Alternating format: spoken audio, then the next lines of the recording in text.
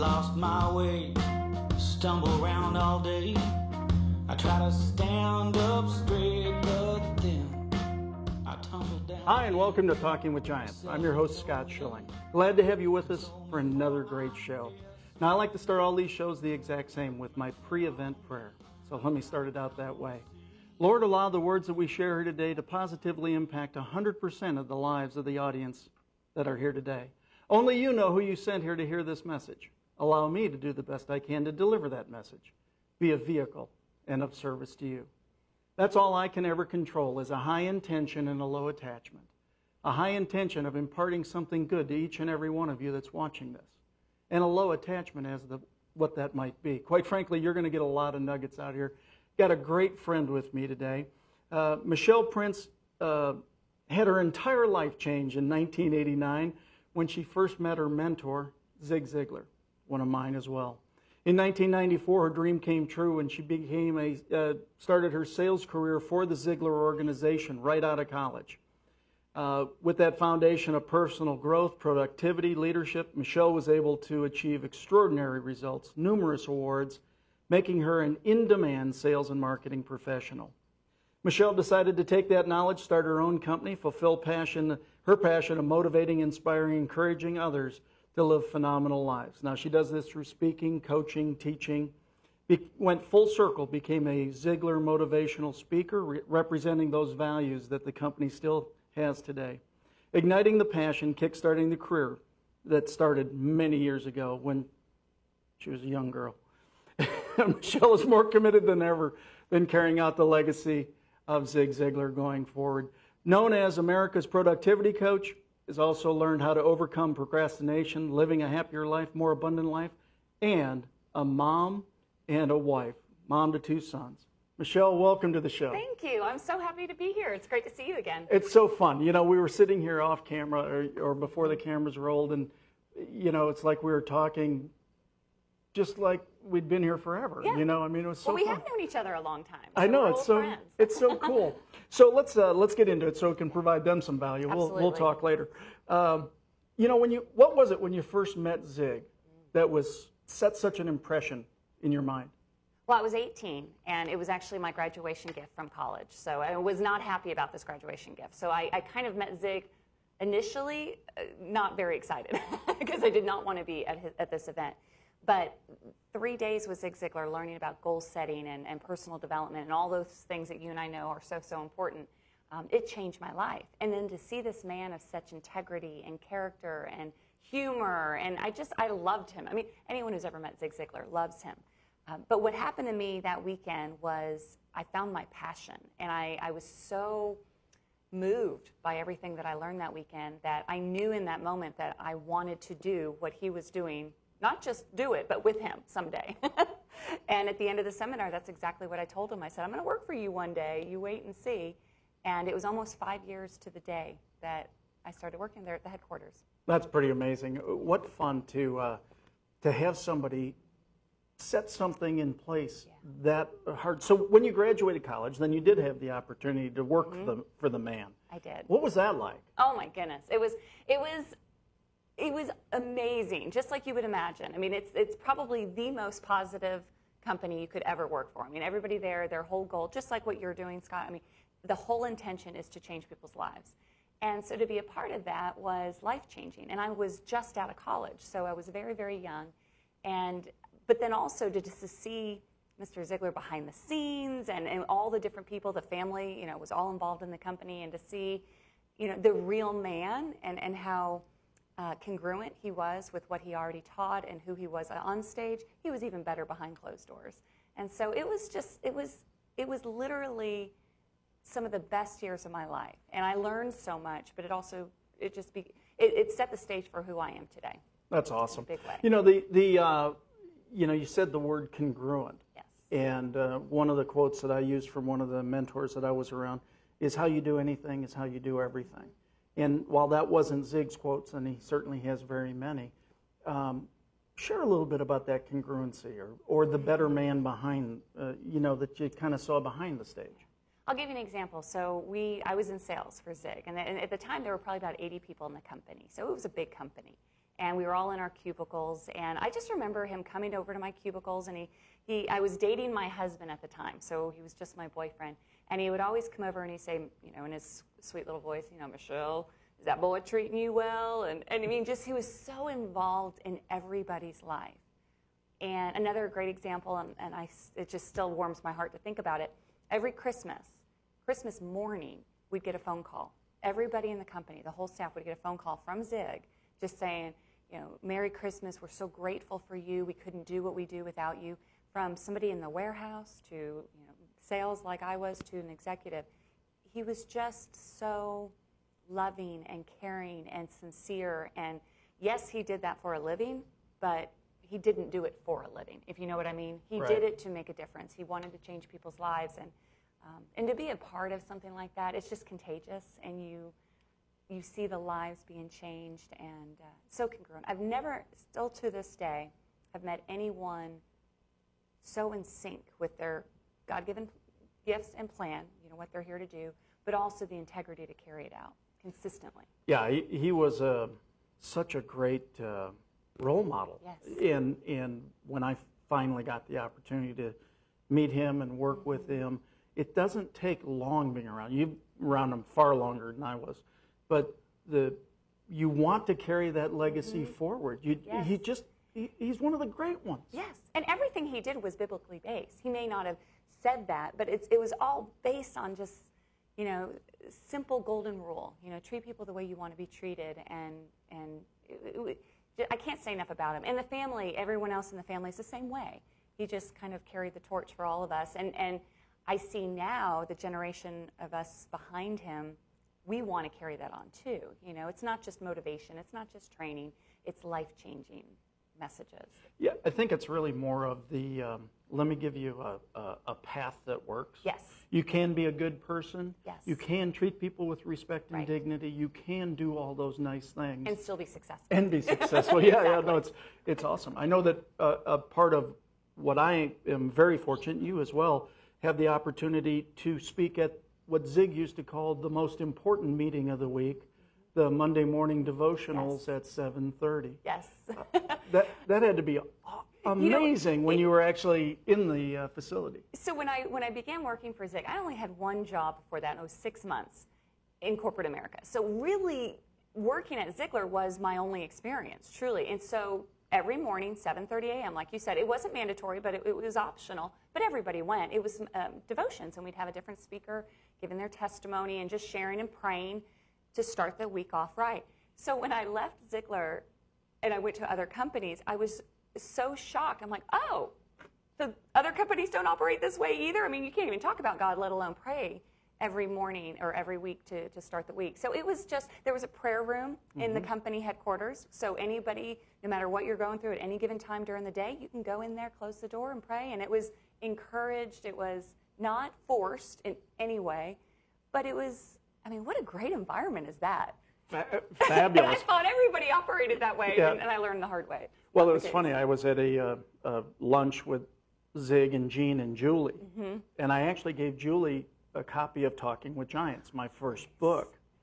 And Julie said, I'd be honored to read it. I look forward to that. And all of a sudden she looked at me and she said, son, I just want you to know, you don't know the material you need to know well enough for what God has planned for you. Wow. Wow. And I said, wait, you don't even know me. I know. Yeah. Are you sure? Are you sure it's me? Yeah, no. She goes, no, it's you. Wow. And so it was actually at a devotional a couple of weeks ago, Julie was there, and I said, I just want to thank you so much because you really put me on a path of, she goes, you need to read the book. The manual's there. I love that. But but that's just, that's the epitome of that family. They don't do it to do it as a business. They do it, literally, that's just the people that they are, and it just comes out, and they want to serve people and help people, and it's just a beautiful thing. It really is. What a great foundation. Yes. So you took all that, and I know you're on a mission to really help people understand how to stop juggling schedules and procrastination, getting more business done in less time, all those, gaining leadership. What's your favorite part of that, or is it just all kind of all fun. Well, I love what I do. I mean, I literally, every morning I wake up and I'm like, I get to do this. You know, whether it's my own workshop or speaking or doing things like this, like I get to do what I feel so passionate about. But because I didn't get to do it for so many years, so what I left out was I did work for Zig, but then I left and I went into, you know, the real corporate America, and it was very different. And it really, goodness, I lost myself. I lost my passion. I lost my drive. I lost my vision for what I felt I was supposed to do in life. And so I had to go through all of these lessons for myself of figuring out, what is my passion? You know, what am I called to do? And so to answer your question, what is my favorite thing? I love helping people to figure out what's already in them. I mean, we all have something, a gift. It's just part of who we are. We were born with that. And your gift is when you share that gift through telling your story, by telling others what you can help them with. That's when you make a difference in other people's lives. And that's what happened to me. So, you know, going through not knowing what I wanted to do, not knowing my passion, not really knowing, you know, how to serve other people, serve God, and then now being on the other side of it and just realizing, wow, all it is just being real, sharing your story, finding what you're passionate about, doing what, you know, you were called to do, and then doing it, and then that's when things get really exciting. Yeah, the juxtaposition had to be almost jolting to leave a Ziegler-type organization to go into a normal corporate. Is that where the faith came in? It's kind of like you kind of saw it over here and said, boy, I kind of need it over here? It's funny because I was in a different place. So when I began working for Zig, I was right out of college. I was very young. And when I left, I was still very young. It was in my early 20s. Wasn't even married yet. I mean, so I had this vision of climbing this corporate ladder. And, you know, I'll be really honest, you know, dollar bills were in my eyes because it was the dot-com boom. And I was recruited to go do software and all of these things that I thought would make me happy. And it was very jolting in that it was exciting. Like I remember the day I had to make the decision, do I stay with my passion or do I go make more money? Passion, money. And of course, money won out at the time. I don't regret it because I wouldn't be sitting here today. And it really helped me to figure out, you know, the farther you are from your passion, there's just no way you can be happy. Deep, deep, deep down happy. Yes, you can have things. Yes, you can have money. You can have success. But if you're not really doing something that lights you up, you're not going to be at the level of joy you're really looking for. And so when I began really searching my heart of what do I love to do? You know, what is my passion? I work, I take care of kids, I do all these things, but I do my shoulds, but I'm not doing anything I love. And I just kept coming back to the feeling I had when I was 18. And when I saw Zig and when I worked at the headquarters, and the passion of motivating and inspiring and just encouraging other people to, you know, to find their greatness and step into it. That's what kind of propelled me to do my own business and do what I'm doing today. And I pinch myself sometimes. I'm like, I get to do this. I'm so blessed. Well, that's what we were talking a little bit earlier, but I was, my lovely wife Peggy is out in Las Vegas right now with her sister having some fun for a while during the summer. And I was thinking about that today. I woke up and I went, man, I get to go do TV today. Yeah.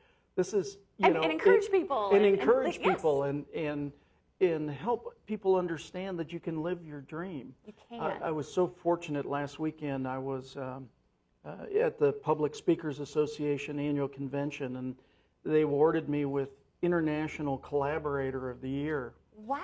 It was awesome. Well, thank you. I wasn't going to bring that up, but it just felt so good to have people recognize that what you do actually is pretty much behind the scenes a lot of times, right? It matters. It's about lifting them up. Yes. And really that's what this entire brand, Talking with Giants, and everything that we're working to do is to help people understand whatever's in your heart is achievable. Yes. It is. You just got to have the mechanism. I know you do that so well with the books and everything you do. Obviously, your own books, but your book-bound workshop. Let's talk a little bit about that. Okay. You basically get people's stories to come out. Yes. And you know, it's funny, if you would have asked me 10 years ago if I would be helping people publish books, I would have laughed because it wasn't anything on my radar. But what I found was, through that journey of figuring out what do I really want to do, one of the things that happened was I wrote my first book. And when I wrote my first book, I had no intention of sharing it with anyone. It was just something I had to do for myself, for my kids. And what's funny, and I can share this now, I didn't then, I literally had a published book, held it in my hand, had Zig Ziglar write the foreword, and I didn't tell anyone, but probably 5 people, including my parents and my husband and all. And it's silly now that I say that out loud, because it's like, well, why would you hold that in? What were you embarrassed? I just felt like, well, no, I just want to get this out. I have no intention of making it about me. But what I found was, once somebody read that book, and once somebody heard my story, just the crazy life that I have and how unperfect I am, how that encouraged other people, it just instantly kind of gave me that light bulb of like, well, wait a minute. If my goal in life is to help people, then I'm really doing an injustice if I don't share this. So I went through the whole process and launched this book and became kind of obsessed with publishing and how do you get a book out and how do you launch a book, how do you make a book a bestseller and all of these things. And through that process, I learned so much that I share that with other people. But I tell, at my book bound, I say it 100 times, it's not about the book. It's about your story. Because when you open up all the things that you stand for, when you share who you really are, what have you been through, good or bad, that could possibly help someone else, and you put it in a form that more people can digest, can read, can hold on to, that's when you make a bigger difference. And that's how you build this platform. And so I didn't intend for this to happen, and it's truly, I believe, a God thing, but it is all about your story and more about finding the courage to believe that what you have to say matters, because every story matters. I think that's a great point, because if we truly believe that all things work for our good, yes, for those who are called to His purpose and believe, all this, everything is for your, it's divine. it is. It's divine at a time we may not understand. It's usually never at the time we understand, but more than likely. But we get these experiences. They're typically very costly. Experience is a great teacher. It's just a very expensive one. Yes. So use somebody else's, right? But I have found the same thing. I worked so hard in my early speaking career to be the perfect speaker, to not miss a word, to not do that. And at one point, somebody said, you know what? You're really kind of plastic.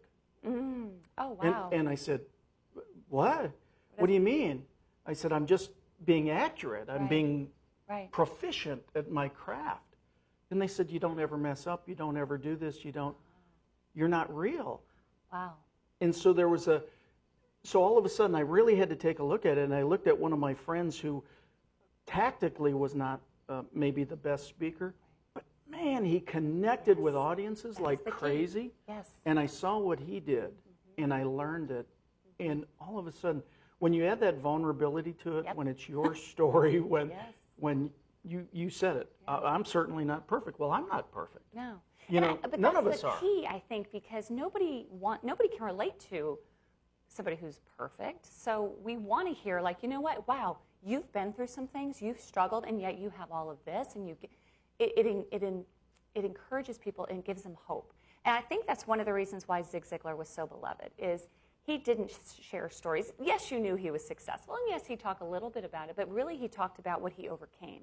Right. You know, he came from a poor family in Alabama, and he didn't have things. He lost his father at an early age, and so all these things make him relatable. Like, wow, if he could go through that and overcome it and have this, then maybe I can too. And that's one of the things that I think is so crucial in our world today, especially, is authenticity. And it is scary, and I'll be honest, and it does take courage, and I was not authentic for a long time because I was trying so hard to be perfect. But I think the more open you are and just say, like, look, this is who I am. I'm not changing. This is who God created me to be, but this is my heart, and this is how I want to help people.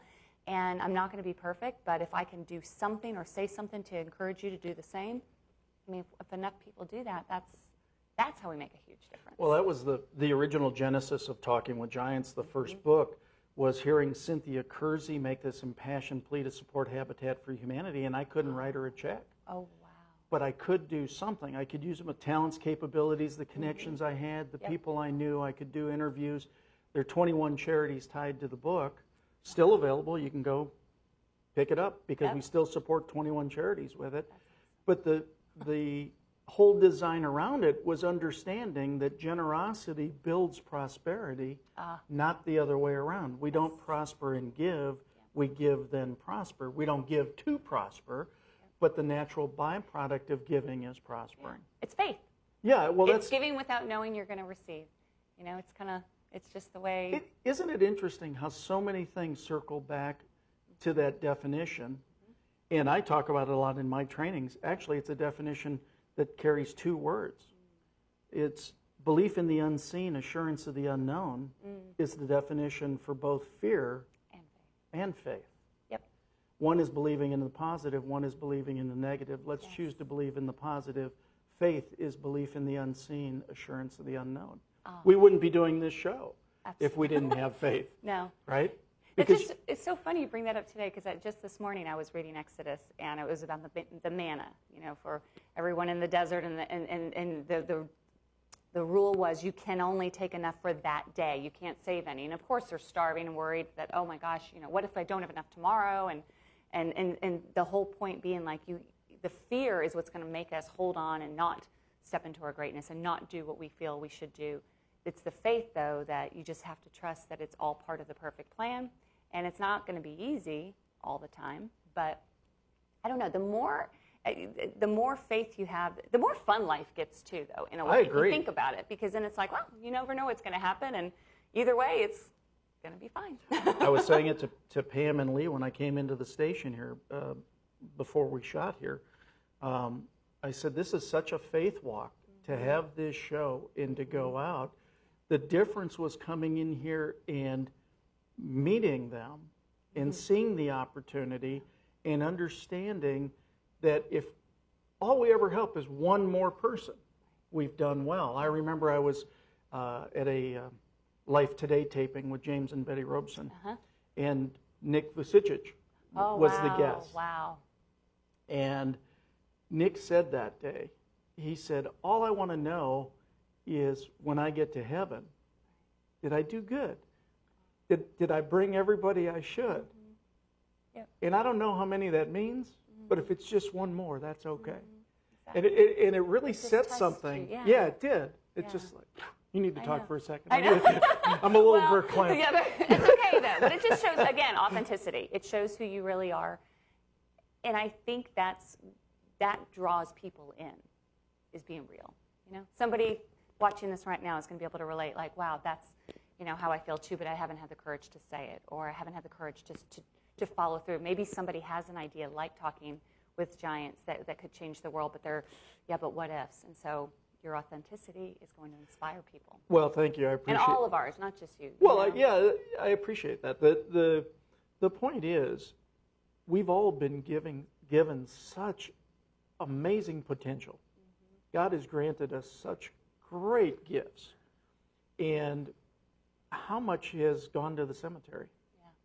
How much has been left that hasn't been exposed? And that's why I really appreciate what you do with Bookbound and your books and your encouragement, your talks, because you elicit it.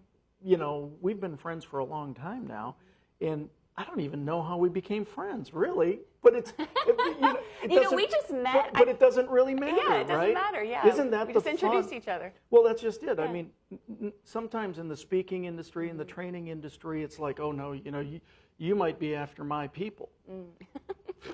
They're God's people. I mean, I'm a gnat in this whole thing, right? You know, so, there's enough to go around. Yeah, there's plenty for all of us. Yeah. So, gosh, our time goes so fast. I know. Well, I'm just looking. I'm like, I want to ask one stellar question. Okay. Here. So, what's if there was one big takeaway from either your time with Zig or being around the Ziegler family or being in the industry or just being a child of God? I know it's pretty now broad. You're going to make me verklempt. You know, of course, my starting point with personal development was with Zig, and so I have to start with that, the integrity piece. My mom and I have wonderful parents, and they always said, just do the right thing, and then to be a part of a company that was so successful, and a man that was, in such demand and very, very successful in my eyes. And, monetarily, personally, all these things, he was so successful. And that being the number one rule he had, which was always do the right thing behind closed doors, in front of people, whatever. So that really, I would say, is one of the most important things. And I have had to learn this the hard way. I am so not perfect. I'm so far from it. But knowing that do the right thing as best you can, but know, too, that you will mess up and that God is there not to condemn you for messing up. In fact, the more mistakes you make, the closer God's going to try to reach out to you. And so for me, it's just knowing doing my best every day does not mean perfection. And I think a lot of people think, well, if I'm not perfect, I'm not going to be loved. Well, no, God loves you no matter what. I mean, he created you. Why would he create why would, anyone who's a parent knows your kid can make the biggest mistakes. And I have 2 teenage boys, so I know that. No, just perfect teenagers. They're perfect. But no matter what mistake they make, I love them so much. And the bigger the mistake they make, the more I just want to help them.